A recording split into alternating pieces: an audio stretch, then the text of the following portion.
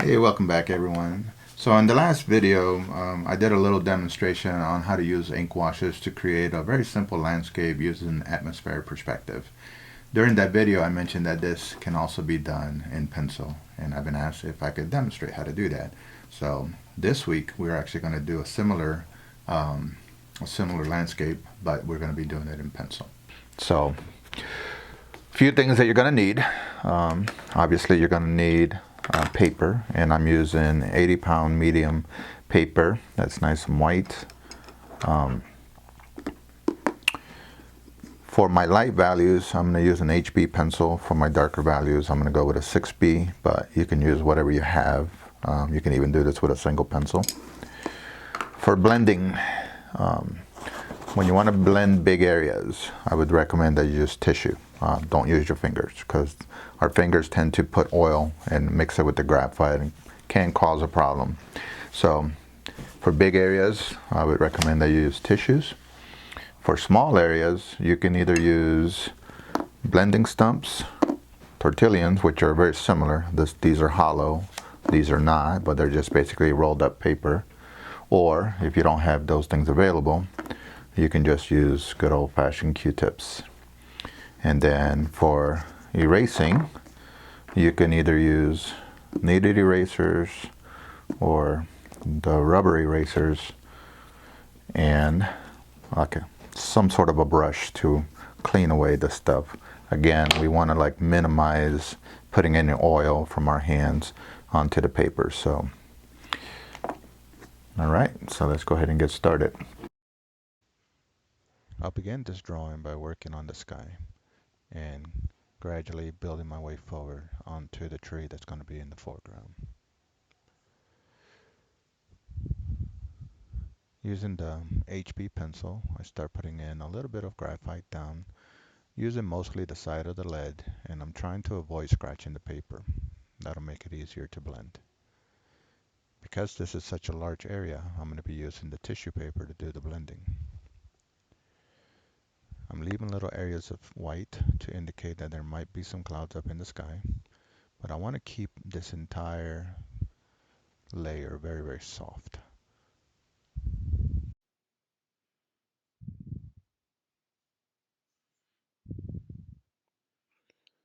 Here I'm using a kneaded eraser to lift a little bit of graphite off the paper to indicate some clouds.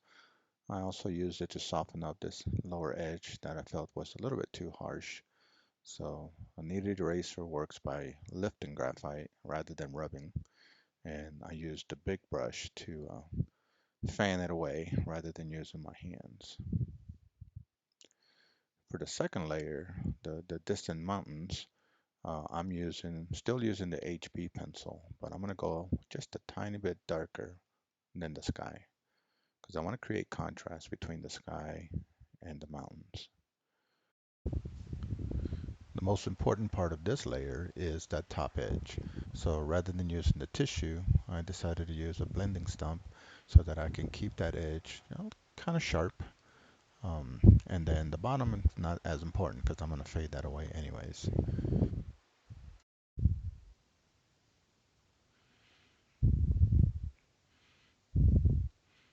Here I decided that there was just a little bit too much white between the top of the mountain and the lower part of the mountain, so I added just a little bit more graphite and faded it down just to create a nice soft blend.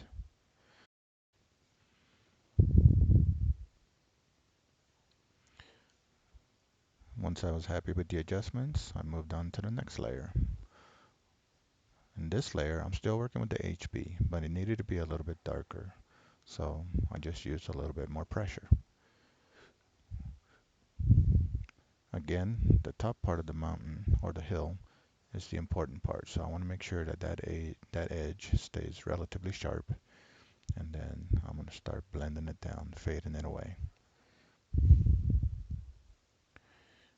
Because this layer is getting closer to us, it's okay to leave some of the details. So I'm going to be paying a little bit more attention to the lay of the land, the direction that the land is flowing, and I'm going to allow some of that to stay when I do my pencil strokes.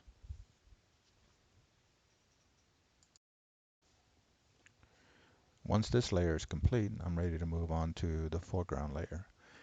To do that, I'm going to go ahead and switch over to the 6B pencil, because this is the layer that's going to be the darkest. This is the layer that we're going to be doing as a silhouette. Also, because I'm moving closer, I am going to pay a little bit more attention to details. So I went ahead and did a very loose sketch of where the bushes were going to be, and then I started blocking it in. Nice and dark. Again, this is just a silhouette. On this side, we're going to put the tree in. So I'm going to go ahead and start kind of laying out more or less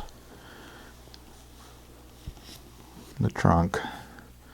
And I think I want to make this one bigger than the last time.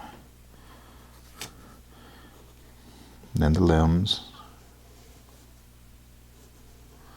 Remember that the limbs are thick here, and as they go further and further away, they get thinner and turn into branches. And then the branches go down into the twigs. So first I'm going to do the basic layout, and then really after that it's just a matter of darkening it in, because really what we're going to be doing is a silhouette.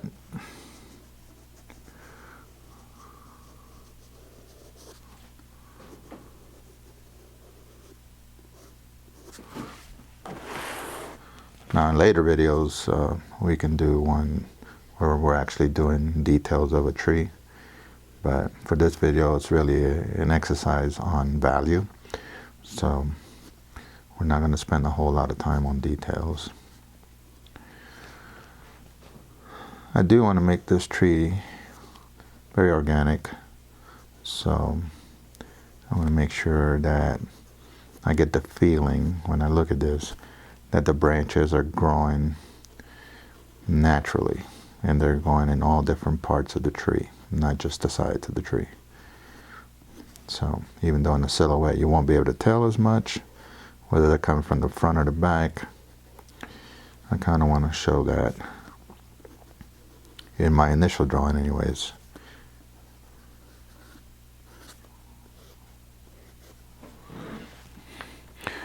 Alright, that's enough to get it going. So what I'm going to do now is I'm actually going to start to darken all this up. But before I do that, I want to put something down here so I'm not smudging the work underneath. So I'm going to get this started, and then I'll show you when it's all done. So really all I'm doing here is just pressing very firmly to create the silhouette and to push those layers behind the tree, push them back even further.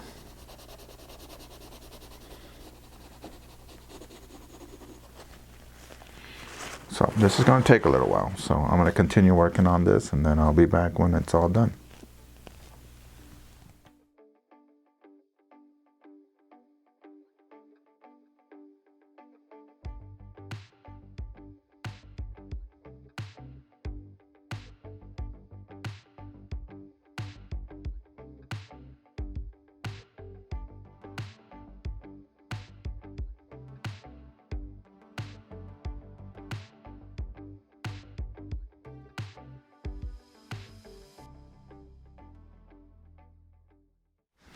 Alright, so there you have it.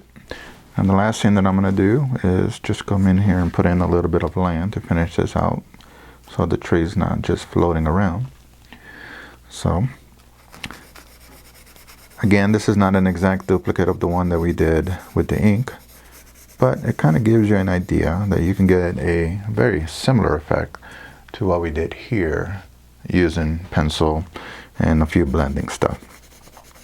So hope you liked this video, and as we wrap up the 2022 season, I hope that you tune in for 2023, where we'll have new videos and we'll be under a new name, Manny School of Art. Don't forget to subscribe, and if you have any comments or if there's anything that you would like to see, please let me know below, so that we can work towards making it happen.